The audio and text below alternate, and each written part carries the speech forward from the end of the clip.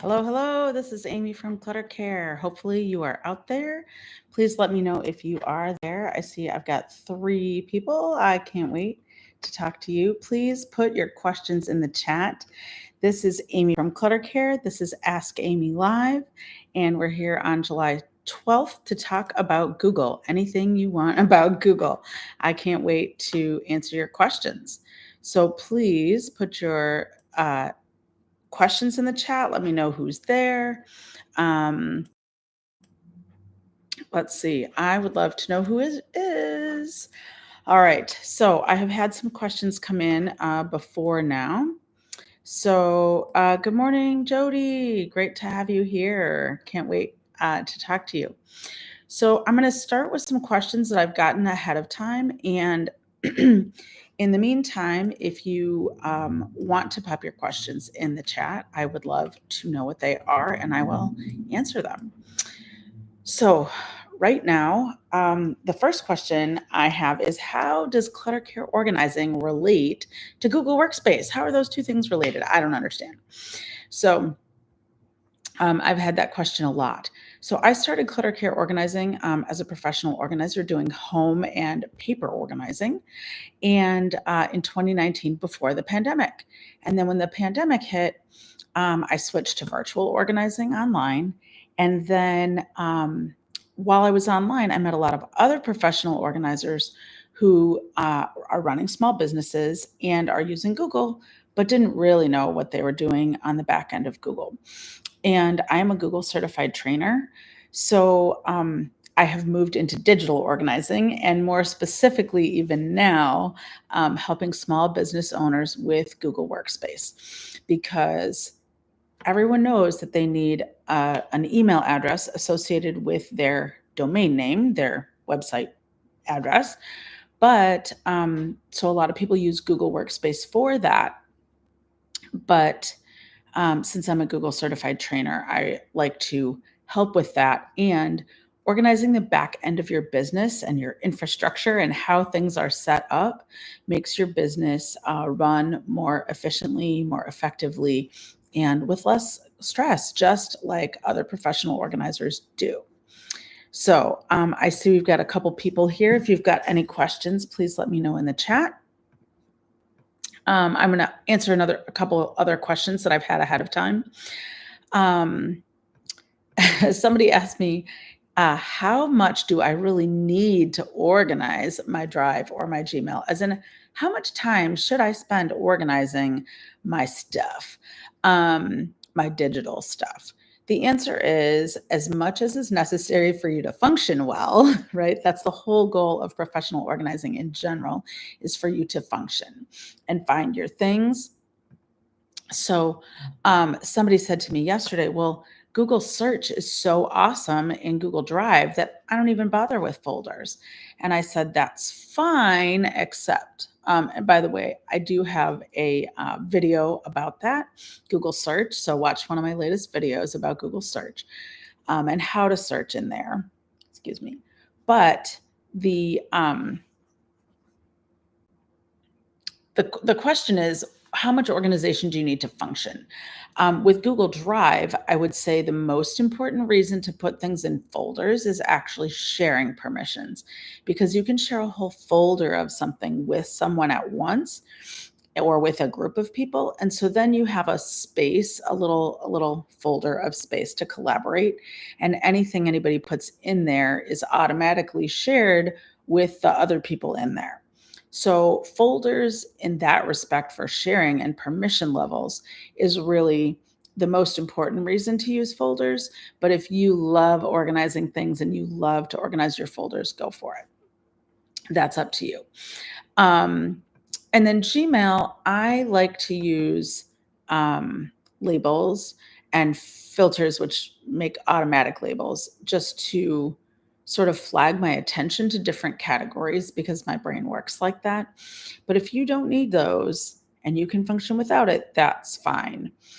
Another question that came in is, if I archive my Gmail, where does it go? I can archive it, which means get it out of my inbox, but Where does it go? There is a label on the left called All Mail in Gmail.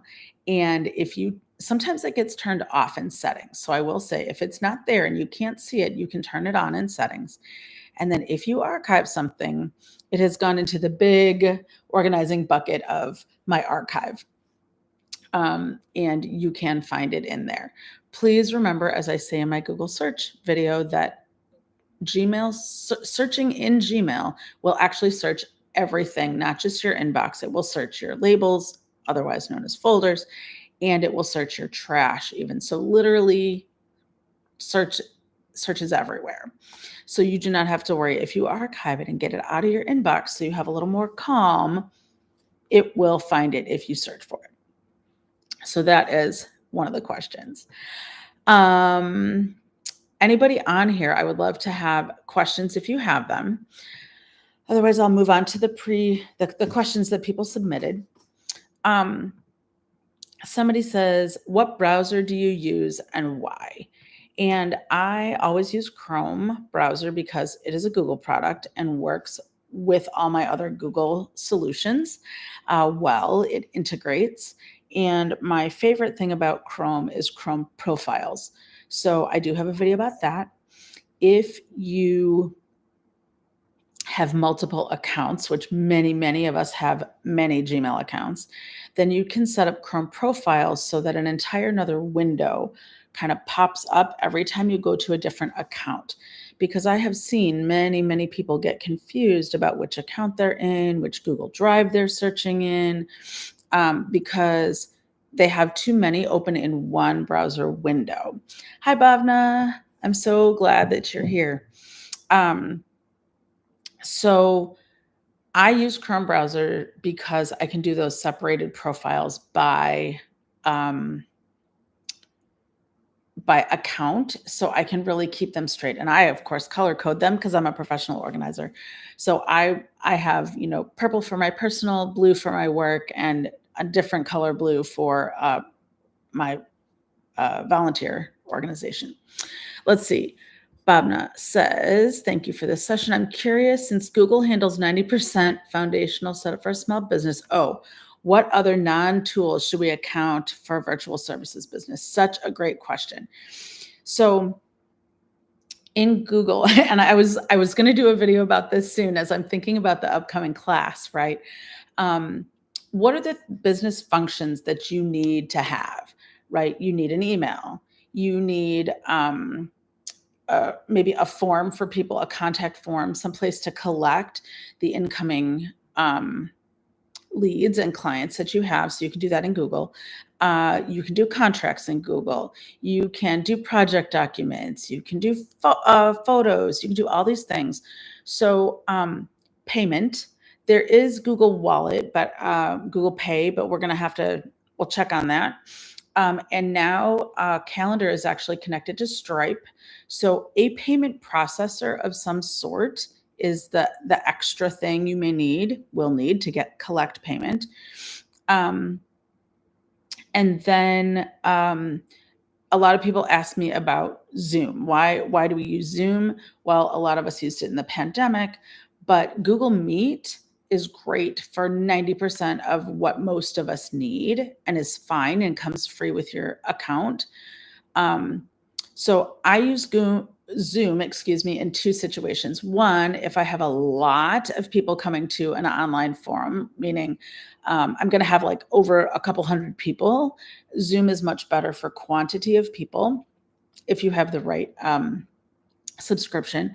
And then also, I use Zoom with many of my clients because Zoom allows me to remote into their computer. So I'm helping people with technical issues on their end. So I can't do that through Google Meet, cannot.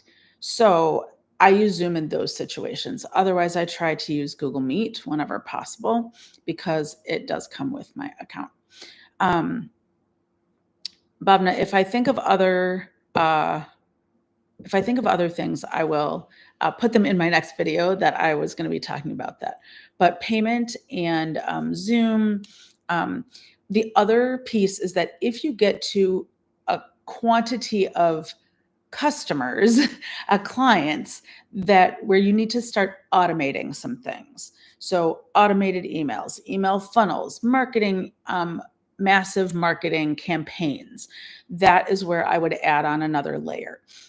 Google can, and we'll talk about this in the Learn Live class, but Google can definitely do basic email marketing, even with subscribe and unsubscribe buttons to various email lists. So that can all be done in Google, and we'll work on that in one of the days of our class.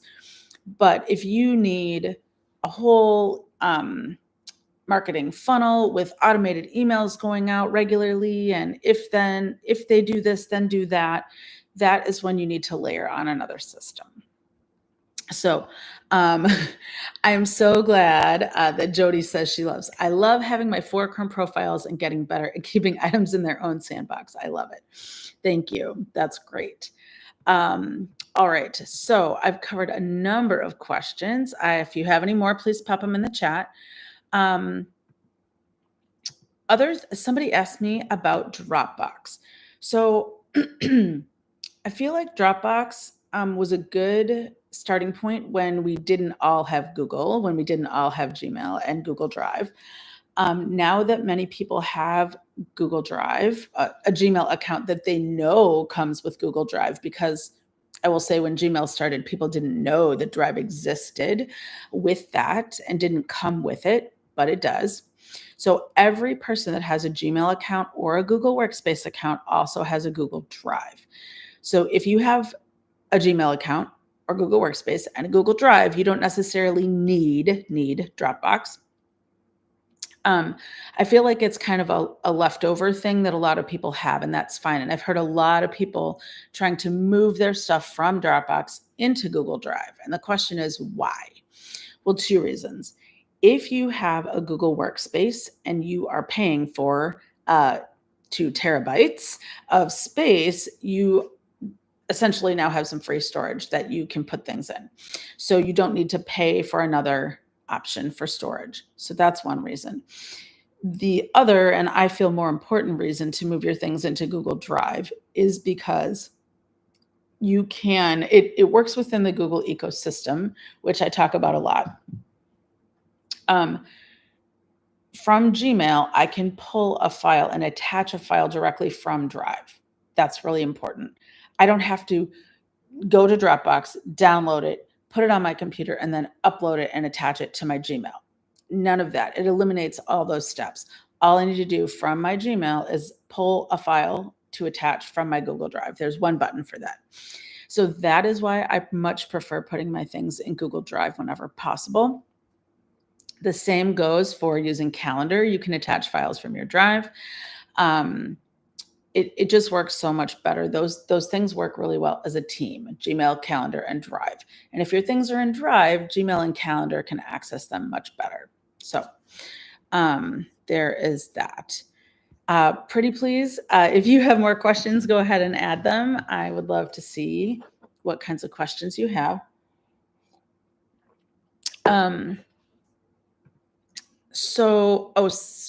Let's see. I do want to talk about my Learn Live class that's coming up at the end of this month and sort of let you know why I started it and what we're going to be talking about.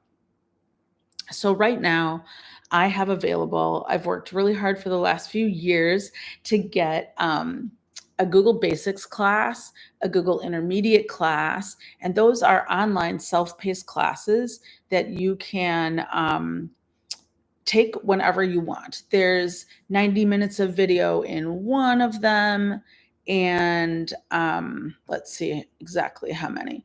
90 minutes and 70 minutes of content in the other one. And these are videos, YouTube playlists that you can watch at any time with all my best tips and tricks for Gmail, Calendar, Drive. This intermediate level also has docs, sheets, and some slides information. And my newest unit is Google Tasks, which is very important if you want to stay within one ecosystem and not have another add-on for your task management. So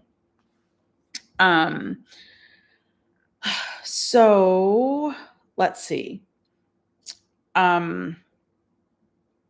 So my classes already exist. Those are already out there on my website. You can get to them if you go to cluttercare.net/classes. They are there. And so I have those classes already ready to go for you. Why am I doing this business class, this Learn Live for small businesses? Because again, as I stated at the beginning, small business owners have Google Workspace, but they don't know what to do with it. They're like, oh, well, at least I got my Gmail address or my Google Workspace address associated with my domain, and now I'm good. But they don't know, again, that it has Drive and Calendar and Doc Sheet Slides. You don't necessarily need Microsoft. You can do it all in Google.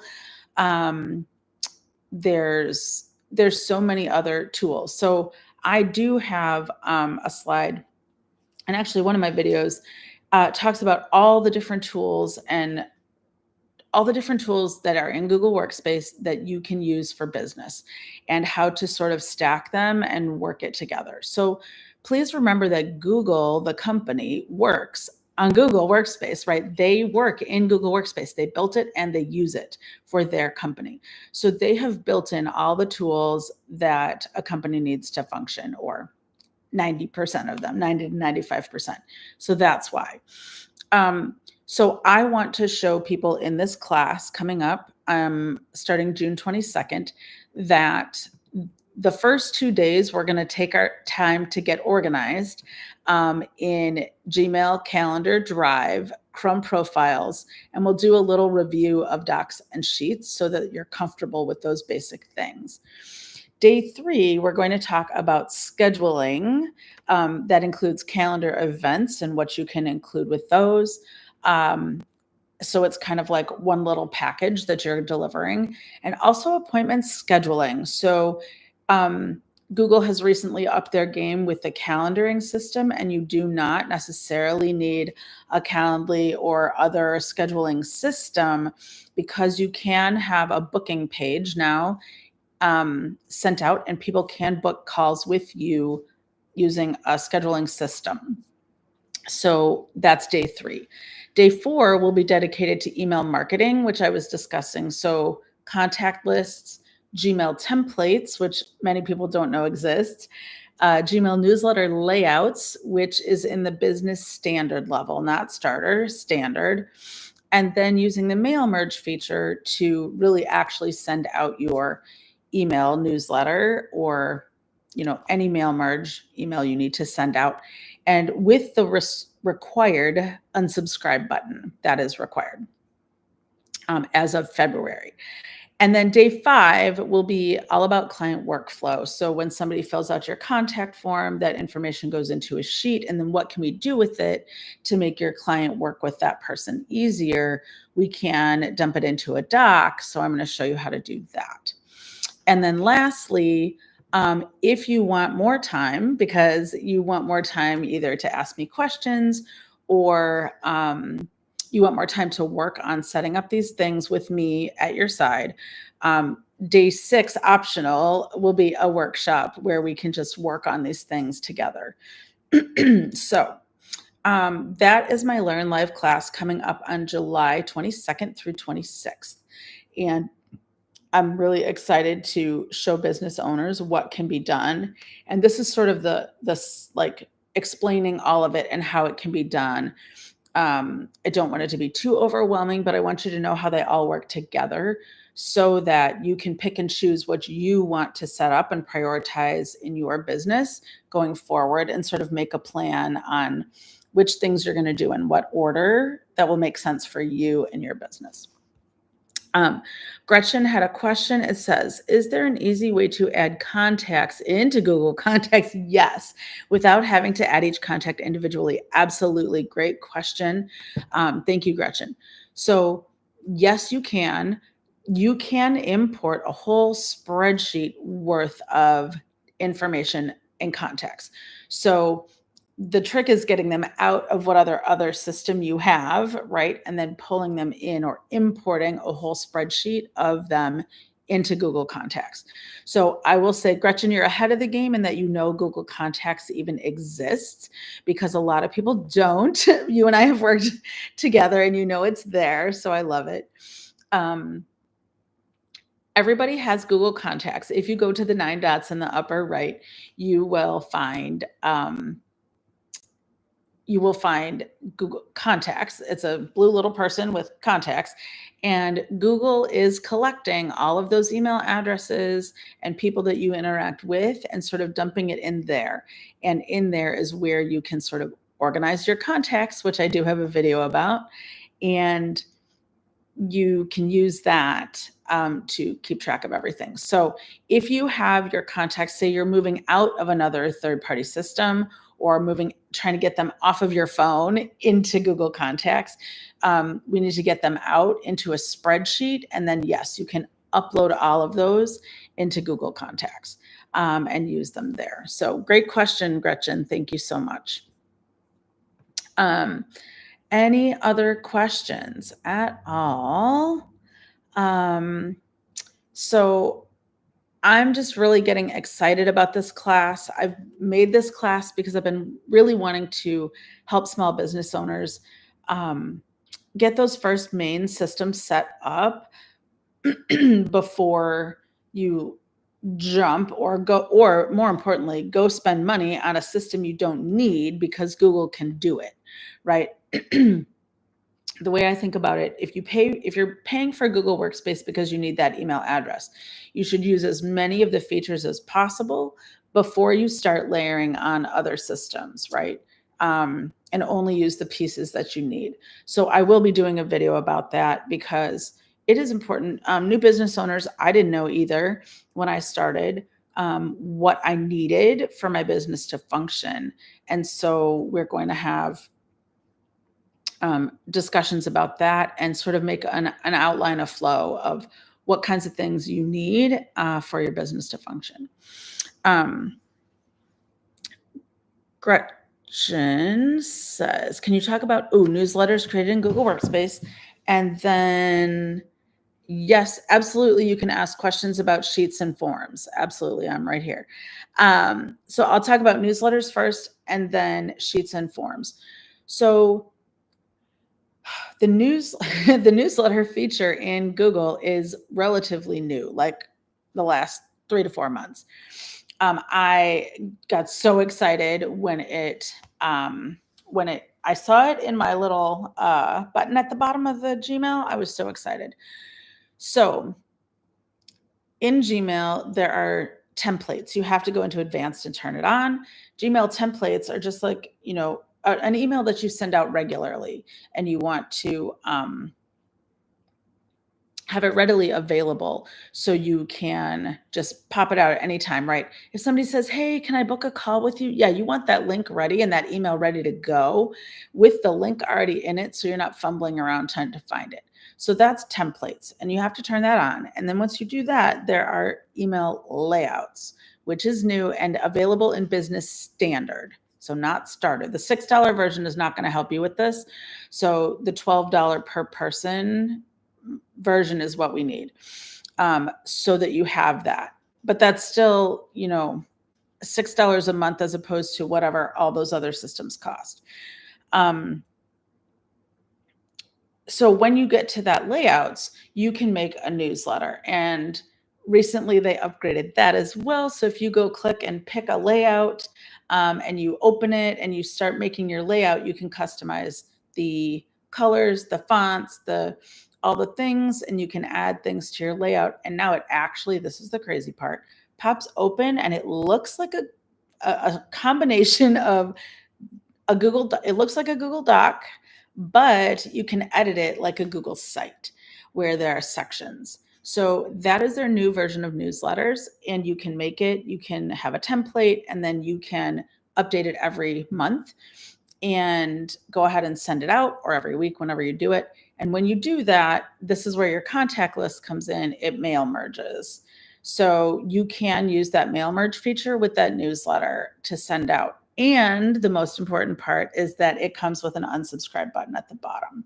So that is newsletters. And we will be working on that in the Learn Live class on one of those days. So I hope that helped Gretchen with newsletters. And then somebody else has questions about forms and Drive. So yes. Okay. So forms, when you create a form, yes, the data you can have it dump straight into a sheet, correct? Is there a way to have the data go into the sheet down the columns instead of across the rows? That's a great question. I have a person I'll connect you with. She's a professional organizer that loves Excel, and I believe that your question is, I believe the answer is a pivot table. So that first spreadsheet might need to everything go across, but then if you use a pivot table, it can flip it like on the second page, on the second tab, I should say. So that probably is possible.